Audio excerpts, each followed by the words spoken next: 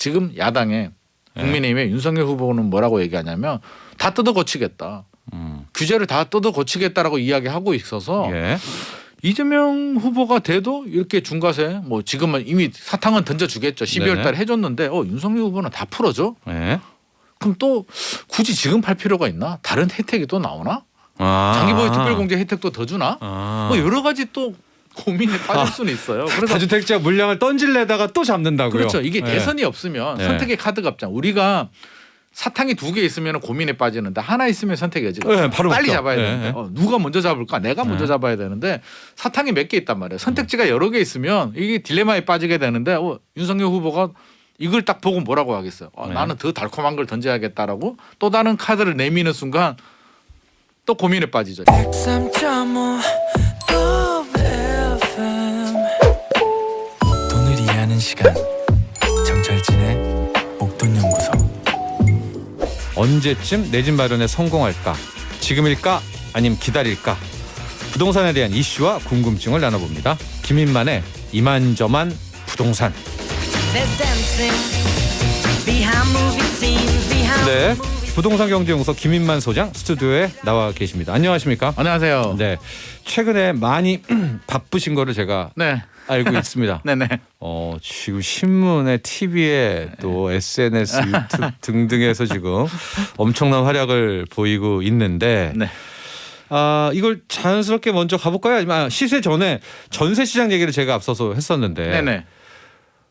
지금 한 2주간의 물량이 그렇게 많이 쌓이고 있다면서요? 네, 전세 물량이 좀 쌓이고 있습니다. 네. 최근에. 그래서 네. 조금 안정세를 보이고 있는데요. 네. 이게 뭐 일시적인 현상이냐, 뭐 내년에 어떻게 되느냐는 뭐 네. 추세냐는 좀 지켜봐야 되는데 네. 현재까지는 안정세를 보이고 있는데요. 아마도 우리 작년 8월 정도에 이제 1+1 계약갱신 청구를 했잖아요. 네. 그래서 좀 눌러버렸단 말이에요. 네. 소급 적용을 했기 때문에 전반적으로 수요 자체가 굉장히 줄었습니다. 그냥 다 계약갱신 청구하니까. 청구하니까 다 스테이하니까 나오는 수요 자체가 줄었고요. 입주 물량이 올해까지는 좀 나오고 있어서 전반적으로는 좀 안정세를 보이고는 있는데 저는 내년이 걱정이거든요. 그래서 네. 내년 8월 넘어가면 또다시 불안세가 다시 왜 계약갱신 청구했던 분들이 이제 유효기간 끝났잖아요. 이제 네. 시장에 나와야 되기 때문에 예. 내년 8월 이후에는 또 다른 좀 불안 요소가 있는데 내년 8월 이전까지는 좀 안정세가 이어지지 않을까 싶습니다. 근데 지금 일부 지역이긴 하지만은요. 많이 빠진 데, 그러니까 많이는 아닌데 네네. 오른 거에 비하면은 네. 확연하게 그래프가 꺾인 데들도 있어요. 전세 네네. 시장이. 네. 아예 자연스럽게 표로 가볼까요? 네네. 네. 가보죠. 과천. 지금 전세 가격을 먼저 봅니다. 시세보다. 하락 지역부터 한번 볼까요? 예. 이제 과천 많이 빠졌고요. 네. 과천이 물량이 좀 많아요. 그래서 네. 입주 물량들이 많이 나오고 있어서 최근에 입주하는 곳들이 꽤 많습니다. 지식산업센터라든지 지립산업단지 있는 쪽에 입주 물량들이 있기 때문에 우리 원칙이 있잖아요. 물량 앞에 장사 없다. 공급 앞에 장사 없다. 공급 앞에 장사 없다. 물량 네. 앞에 장사가 없기 때문에 물량이 나오는 곳에는 방법이 없습니다. 네. 그래서 과천은 일시적인 조정을 겪고 있는데 제가 일시적이라는 표현을 썼잖아요. 네. 공급 때문에 공급이 나오는 곳은 반드시 조정을 받는데 이게 일시적이라는 거죠. 우리 네. 과거 사례를 보면 잠실에 엘스 리센츠 단지들 네.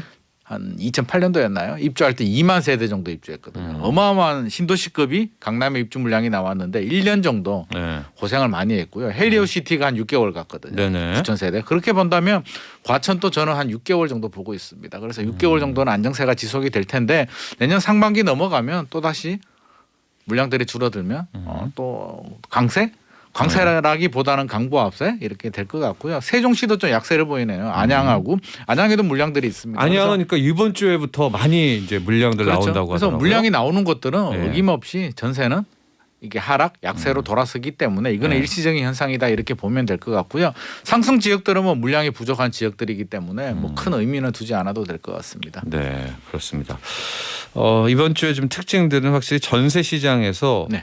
매물이 쌓이는 곳들이 확연히 많아졌다. 다시 한번 확인됐죠. 네. 물량이 중요하다. 물량 공급이 중요하다. 공급이 중요하다. 예, 다시 한번 부동산은 더 공급이다. 그렇죠. 예. 수요와 공급에서 공급이 중요하다. 네. 네, 한 번 더 확인했습니다. 그렇습니다.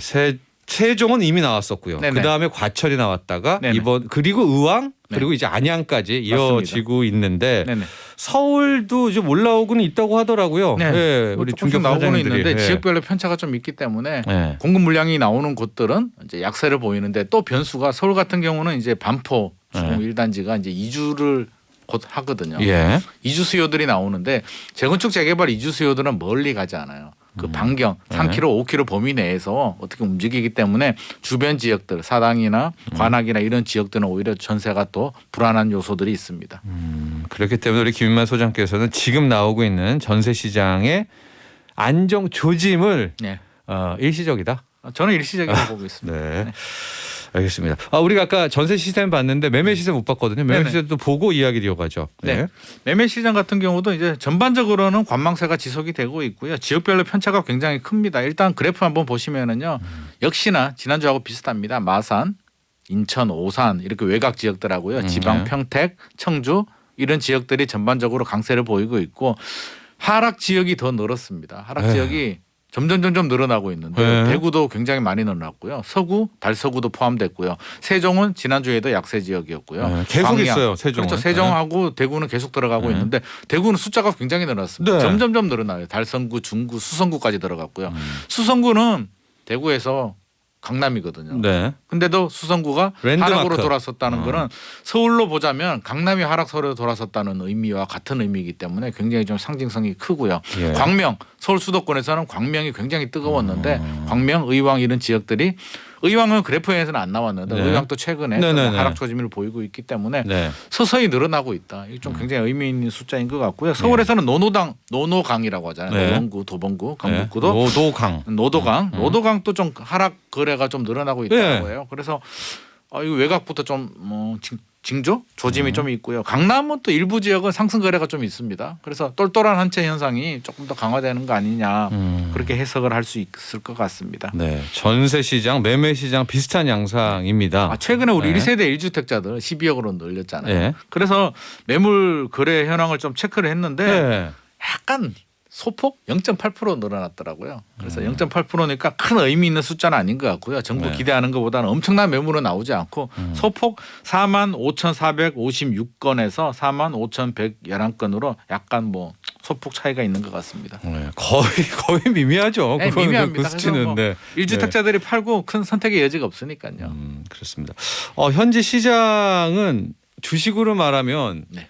고점은 찍은 것 같고 그러니까 내려오는 뭐 고단계거든요. 저도 그런 느낌이 좀 네. 듭니다. 그래서 네. 좀 지켜봐야 되겠지만 아무래도 좀 분위기는 한풀 꺾인 분위기가 감지가 되고 있습니다. 뭐 엘리오트로 따지면 우리가 항상 3파가 제일 무섭다고 하는데 한 하락의 1파 정도, 네네. 1-1 정도입니다. 맞습니다. 네. 근데 이게 이제 아직 하락인지 본격 하락이라고는 할 수는 없고요. 네. 약간 징조가 있습니다. 아닌지도 모르겠으나 아직까지 이번 주는 서울 아파트 가격은 마이너스 상승이 마이너스 안 아닙니다. 떴습니다. 네네. 안 떴고 전세 시장도 아직까지는 아닌데 이 재료가 과연 또 하나의 변수가 될 수 있어서 오늘은 이 재료를 해보려고 하는데 우리가 한 번 했었어요. 한 3주 전쯤에. 네네. 다주택자 양도세. 네. 다주택자들은 이제 집할 때 양도세에 이제 중과를 맞죠. 중과죠. 플러스 최대 20%포인트. 최대 30%포인트, 3주택자 이상은 받게 되는데 이 유예하자는 것을 이재명 후보가 이제 일단은 대선 후보가 공을 쏘아 올렸다고요. 이게 그냥 여당 내부에서 목소리가 나오는 거하고요. 네. 내년 대통령 후보, 여당의 후보가 이야기한 거는 차원이 다르거든요. 예. 그래서 저도 이 뉴스를 보고 제가 굉장히 난처해졌는데 제가 지난주까지만 하더라도 좀 어려울 것 같아. 왜냐하면 여당 내부에서 반대 목소리가 굉장히 강하고 정부도 반대 입장을 분명히 했거든요. 네. 그래서 국회의원들 몇 명 목소리 가지고는 좀 어려울 것 같아라고 해서 칼럼 또 기고해가지고 신문에 대문짝만하게 기님만 칼럼에서 어려울 듯 딱 나왔는데 이재명 다주택자 네. 양도세 중과 완화 어려울 듯이라고 제목을 딱 붙여서 나왔는데 어김없이 이게 갑자기 어김없이는 아니고요. 갑자기 네. 이재명 후보께서 할 수 있다 해야 된다라고 딱 나오면서 제가 굉장히 난처해졌는데 이게 김천 추풍령 휴게소에서 경부고속도로 기념탑 방문하고 열린 기자회견에서 발표를 해버렸거든요. 예. 해야 된다. 어떻게 하냐라고 하면 6개월 이내에 기간을 정하고요. 6개월 이내에 처분하게 되면 중과세를 면제해 주겠다. 똑같이 1주택자처럼 똑같은 기본 양도세 45%로 적용해 주겠다. 예. 10%포인트 완화 아니에요. 그래서 제가 지난번에도 한번 하려면 중과세 면제해 줘야 된다라고 했는데 우리 방송 들었나? 네. 네. 면제해 주겠다는 거고요. 네. 9개월 완료되면 절반, 예. 1년 12개월 이내면 4분의 1로 해서 6개월 이내에 빨리 팔면은 완화 그냥 중과세 아예 빼버리겠다. 우리가 말한 0에서 45%의 그렇죠. 그 기본 양도세만 받는다. 그렇죠. 네. 기본 세율로 해주겠다라고 딱 발표하니까 지금 뭐 될 것 같습니다. 분위기는 될 것 같은데 또 좀 이게 반대 여론들도 있어요. 일관성이 없다 이런 여론들도 있어서 어떻게 될지는 모르겠지만 대선 후보가 네. 하겠다라고 하고 이렇게 한다면은 가능성이 좀 높지 않을까 싶네요. 저희는 두 가지를 보죠. 일단은 될 거냐 안 될 거냐라는 거 하나와 네. 두 번째는 이게 된다면 부동산 시장 안정에 기여를 할 것이냐 말 것이냐를 네네. 두 가지 분석을 해야 되는데 네. 될 거냐 말 거냐 즉 다주택자에 대해서 이 양도세 중과 완화가 이 대선이 뭐 많이 남았다면 많이 남았지만은 또 3월이잖아요. 3월 9일인가요? 네. 얼마 안 남았어요. 얼마 안 남았는데 3개월이 안 남았어요. 한 90일? 네. 아 이게 어떤 정무적으로 정치적으로 이거를 선택할까요? 근데 좀 민주당 내에서도 좀 의견들이 많다고 합니다. 분분하죠. 왜냐하면 문재인 정부의 부동산 정책의 뿌리 네. 종합부동산세와 양도세, 중과세거든요. 다주택자 일종의 투기고 그렇죠. 네. 투기 세력에 대해서 네. 철저하게 환수하겠다. 불로소득을 환수하겠다는 입장인데 반대로 간단 말이에요. 네. 이거는 상상할 수 없는 네. 감히 우리 6월 달에 부동산 특위가 있었단 말이에요. 예. 제가 이야기를 들어보니까 감히 양도세 얘기는 한마디도 못 꺼내는 분위기였거든요. 그때만 하더라도 어디 감히 양도세 다주택자들 혜택을 줘? 말도 하지 마. 이런 분위기였는데 완전 정반대로 가고 있습니다. 이 얘기는 예. 문재인 정부와는 다르다. 지금 정권 심판론이 좀 여론이 높게 나오잖아요. 네. 좀 바꿔야겠다라는 여론들이 한 50% 이상 나오니까 나는 달라. 나는 아니, 이재명 후보는 나는 달라를 할 수 있지만 민주당 의원들은 나는 달라가 안 되잖아요. 나는 달라는 결국 안 민주당 되는데 국회의원이어야 되는데. 결국에는 정치란 게 약간 네. 이미지 정치도 있는데 네. 결국에는 지금 가고 있습니다. 이재명 후보가 대선 후보가 됐고 따라가야 되는 입장이기 때문에 아이러니하게 다주택자 양도세 중과세를 추진했던 의원조차도 해야 된다. 미안하다. 네. 지금 그런 반응을 보이고 있기 때문에 네. 반대 여론도 있어요. 이게 또 친문 의원들 같은 경우는 네. 이거는 일관성도 없고 투기 세력에 오히려 그렇죠. 혜택을 주는 거고 우리 해봤잖아. 5년이라는 경제 정책을 스스로 뒤집는 거잖아요. 그렇죠. 스스로 네, 부동산 정책을. 뒤집어서 명분도 네. 없고 우리 6월 1일 날 얼마 전이잖아요. 몇 달 전에 해봤잖아. 네. 혜택이 없어.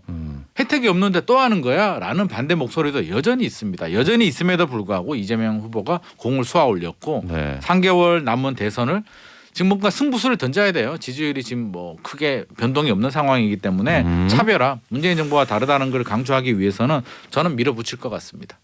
저는 아닐 것 같은데 하여간 이것도 한번 우리가 봐요. 왜냐면 하려면 12월에 하겠죠. 12월에 해야 됩니다. 더 이거, 늦어지면 큰 더 의미가 늦어지면 없고요. 의미- 한다면 12월에 하겠다는 입장인데 네. 정부 입장도 중요하고요. 정부는 분명히 반대라고 했는데 이제 와서 여기 수긍하고 도와줄까? 네. 여당의 국회의원들조차도 반대하는 국회의원들이 있어서 이게 굉장히 좀 어떻게 보면 재밌기도 하고요. 네. 굉장히 중요하기도 하고요. 네. 저도 12월 달에 될까? 지금 네. 굉장히 하려면 12월일 것 같아요. 하려면 12월 달에 해야 됩니다. 네. 12월 넘어가면 의미 없는데 12월이 이제 2주 남았거든요. 그리고 또 하면 하죠. 하면 하니까 하는 2주 게. 남았고요. 예. 이제 국회가 임시국회가 1월 10일까지인가요? 그렇거든요. 네. 그래서 어떻게든 해야 되는데 지켜보죠. 저는 밀어붙일 것 같은데 이게 어떻게 될지 굉장히 저는 결국엔 안 할 것이다고요. 이게 약간의 네. 보면 네네. 될 것 같고. 자, 두 번째 이슈입니다. 했다. 했다. 다주택자 양도세 중과를 이제 완화했는데 이 방식으로 했다. 네. 이제 여기서 효과성의 문제도 봐야 될 것 같은데요. 이게 사실은 저도 해야 된다는 입장이었거든요. 네. 왜? 수요와 공급. 우리 앞서서 공급의 효과 확인했잖아요. 전세 시장 확인했죠. 확실히 안정되잖아요. 네. 안정되는데 자 다주택자들 종합부동산세 고지서 받아봤단 말이에요. 와 미치겠네. 이거 어떡하지? 내년에 더 오르죠? 네. 공시가격 뭐 속도 조절한다라고 하는데 많이 오르는 걸 속도 조절하는 거지 공시가격을 낮출 수는 없어요. 게다가 공정가액 비율도 이제 현실과 95에서 같이 따라가잖아요. 100% 가버리죠. 네. 내년에 더 올라. 아무리 속도 조절해도 올해보다 더 나옵니다. 그렇다면 뭔가 방법을 찾아야 되는데 6개월 시간을 주겠다고 했잖아요. 6개월 내에 팔면 중과세 면제해 주겠다. 똑같아. 3주택 이상이면 30%포인트면요 엄청나거든요. 예. 최고 세율 75% 내느냐 45% 내느냐는 엄청난 차이기 때문에 고민을 할 텐데 일단은 파는 분들이 많이 나올 것 같습니다. 네. 지금 상태만 본다면 예. 신뢰를 잃어버리지 않는다면 많이 나올 것 같아요. 그래서 시장에도 굉장히 지금 또 심리가 좀 꺾였잖아요. 지금 많이 꺾였는데 변곡이죠. 공급까지 나오면 네. 확실히 꺾여버리게 되는데 변수가 뭐냐면 내년에 대선이란 말이에요. 네. 지금 야당의 국민의힘의 윤석열 후보는 뭐라고 얘기하냐면 다 뜯어 고치겠다. 규제를 다 뜯어 고치겠다라고 이야기하고 있어서 예. 이재명 후보가 돼도 이렇게 중과세 뭐 지금은 이미 사탕은 던져주겠죠. 12월 네네. 달에 해줬는데 윤석열 후보는 다 풀어줘. 예. 그럼 또 굳이 지금 팔 필요가 있나? 다른 혜택이 또 나오나? 아. 장기보유 특별공제 혜택도 더 주나? 아. 뭐 여러 가지 또 고민에 빠질 수는 있어요. 그래서 다주택자 물량을 던질래다가 또 잡는다고요. 그렇죠. 이게 예. 대선이 없으면 네. 선택의 카드가 없잖아. 우리가 사탕이 2개 있으면 고민에 빠지는데 하나 있으면 선택의 여지가 네, 없어요. 바로 빨리 없죠. 잡아야 네. 되는데 누가 먼저 잡을까? 내가 먼저 네. 잡아야 되는데 사탕이 몇 개 있단 말이에요. 선택지가 여러 개 있으면 이게 딜레마에 빠지게 되는데 윤석열 후보가 이걸 딱 보고 뭐라고 하겠어요. 네. 나는 더 달콤한 걸 던져야겠다라고 또 다른 카드를 내미는 순간 또 고민에 빠지죠. 야 이거 파는 게 맞아? 우리 6월 1일 이전에 판 사람들은 바보 됐잖아. 네. 우리 지금 팔면 또 바보 되는 거 아니야? 이러면 주택 시장이 또 오르나? 기대 심리까지 줄 수가 있기 때문에 네. 원래는 꺾여야 돼요. 네. 매물이 많이 나와야 되는데 이게 대선 변수 때문에 아. 어떻게 흘러갈지 윤석열 후보가 지금 무슨 카드를 꺼내밀지 네. 이재명 후보가 하나 던졌잖아요. 네네. 가만히 있을 수는 없을 거거든요. 나는 더 해줄게. 라고 나오는 순간 이게 또 미궁성으로 빠질 수도 있을 것 같습니다. 저는 효과성에서 봤던 게 이제 기한이었잖아요. 네. 6개월 내에 팔면 빨리 팔아요. 아예 중과 없이 똑같이 0에서 45% 네. 또 9개월 이런 이제 기간이 있었는데 집이라는 게 좀 주식과는 달라서 6개월 어려워요. 6개월에 이게 처분이 되면 누가 받아줘야지 되는데 매수자들은 잘 안 받아줘요. 안 받아주죠. 지금 이제는 분위기가 꺾였거든. 예. 이것 봐라. 기다리면 더 떨어지겠는데 라고 생각하는 순간 안 받아주게 되고요. 6개월 생각보다 짧습니다. 예. 내년 뭐 6월까지 될지 4월까지 될지는 모르겠지만 뭐 네. 내년 6월까지라고 하더라도 시간 금방 가거든요. 네. 보통 한 3개월 4개월 빨라야 4개월인데 6개월이면 굉장히 짧기 때문에 쉽지도 않고요. 분명히 생각하죠. 6개월 내에 안 팔아도 야당 후보가 돼서 다 바꿔주면 되는 거 아니야? 라고 생각할 수도 있기 때문에 네. 효과가 어떻게 나올지는 당초 생각보다 만약에 대선이 없었다라면 아마 상당히 많은 매물들이 나오면서 우리 전세 시장하고 비슷하게 예. 꺾여버릴 텐데 확 꺾이더라고요. 이게 대선 변수가 있어서 이게 국민들은 또 고민에 빠지고 한번 기다려 볼까? 라는 생각을 할 수도 있을 것 같습니다. 그렇다면 우리 김인만 소장은 정리를 하면은 지금 여당 이재명 후보와 여당이 추진하려고 하는 한시적인 다주택자 양도세 중과 완화는 유예죠. 중과 유예는 될 것 같다.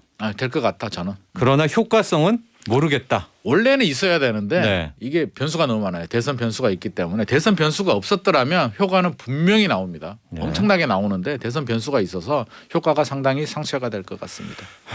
그러나 또 국민들은 이런 생각도 할 것 같아요. 왜냐하면 지금 다주택자가 투기 세력이었는데 네. 예, 4년 전만까지만 해도 맞아요. 지금은 다주택자한테 오히려 막 목을 매는 거 아니겠습니까? 그렇죠. 매물 좀 내줘. 매물 좀 내줘. 매물 좀 내줘라고. 부탁이야. 네. 뭐 이런 분위기죠. 예.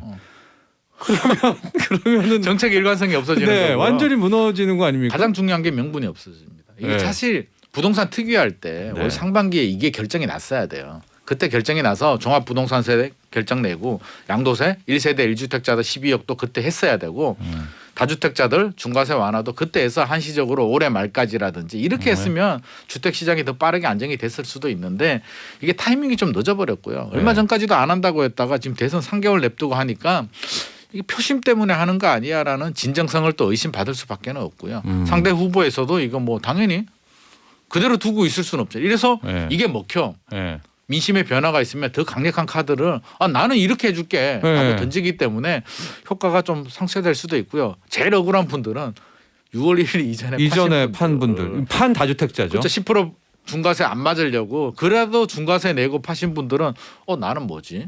정부 말 듣고 팔았는데 이렇게 걱정하시는 분들도 많고 억울하신 네. 분들도 많고 매수자들이 받쳐줘야 되는데 매수자들은 또 다른 생각을 하겠죠. 그렇죠. 또 실수요자분들은 아니 지금 변곡인데 그분들은 매주마다 보잖아요 시세를. 네네. 아 전세가 일단 빠지네. 맞아요. 집값도 빠지네. 여기에서 더 강력한 거 밀어붙이면 이제 되겠네라고 생각하려는데 오히려 풀어준다고 하면은 또 이분들의 생각과 이분들의 이게 반발은 또 사람 다르겠죠. 심리가 굉장히 재밌는 게요. 네. 주택 거래를 하다 보면 주인이 호가를 올리잖아요. 예. 10억에 거래하려고 했는데 주인이 10억 5천에 올려요. 예. 그러면 거래가 잘 돼요. 따라가. 불안하니까. 예. 올라가네. 빨리 잡아야겠네. 내려주잖아요. 5천 내려주면 내가 계약을 할게. 예. 10억 9억인데 9억 5천으로 내려줬어요. 계약이 잘 안 돼요. 신기하게. 네. 그러면 나 3천 더 내려주면 할게요. 또 3천 내려주잖아요. 네. 계약 안 합니다. 그냥 포기. 나는 당분간 관망할래. 왜? 네. 떨어지는 분위기니까. 그래서 이게 심리 밸런스가 굉장히 중요한데 지금 심리 밸런스가 변곡점이고 막 이러는 상황에서 공급 물량이 나온다. 쥐값 떨어질 것 같은데라고 하면 매수자들은 절대 받쳐주지 않습니다. 이희선님은 저 1년 넘게 못 팔고 있다니까요. 수도권 투기 가열 지고 있는데도 진짜 팔고 싶다고요. 알죠. 왜냐하면 거래량이 폭감했으니까 최근 이게 1년에. 다른 것도 같이 돼야 돼요. 6개월 뭐 유예뿐만 아니라 이게 되려면은요 실수요자들이 살 수 있게 대출 규제도 풀어줘야 되고요. 네. 이 다른 규제 완화들도 같이 맞물려줘야 되는데 그것까지 입법을 하기에는 또 부족하죠. 그래서 이게 충분한 논의를 해서 해야 되는데 네. 지금 급하게 막 던져버리게 되면 자칫 제일 안 좋은 케이스가 뭐냐면요 효과는 별로 안 나오고 매물이 네. 안 나오고 이미 규제 완화는 해줬고 정책의 신뢰는 떨어지고 명분도 없어지게 되고 네. 말빨도 안 먹히고 네. 이게 최악의 경우거든요. 지금 그렇게 될 가능성도 있어요. 이게 이제 다주택자의 양도세 네. 중과 유예 부분의 이슈였고요. 또 네. 하나가 지금 여당이 공시가격 현실화 이것도 굉장히 아주 가멸차게 밀어붙였던 거 아니겠습니까? 우리나라 이제 밀어붙였죠. 네, 집값과 실제 세금을 매기는 공시가격의 차이에 이 갭이 크다. 네네. 그래서 집값 대비 시세에 뭐 90%, 85%까지는 올려와야 된다라고 해서 착착착 진행이 맞습니다. 됐는데 네네. 이것도 손봅니까? 이것도 얘기가 나오고 있어요. 여당 네. 내부에서 네. 속도 조절을 하겠다. 공시가격 현실화. 네. 공시가격이 뭐 단독주택 같은 경우는 한 50%대 정도 되고요. 공동주택은 70%대 정도 68%, 되는데 70%. 그렇죠. 네. 70% 정도 되죠. 네. 68%. 이거를 한 10년 정도 거쳐서 매년 3%씩 해가지고 거의 시가에 비슷하게 올리겠다라는 네. 로드맵을 제시를 했고요. 네. 그래서 올해 공시가격이 더 많이 올랐거든요. 시세도 올랐지만 네. 플러스 알파 더 올려버렸단 말이에요. 그래서 네.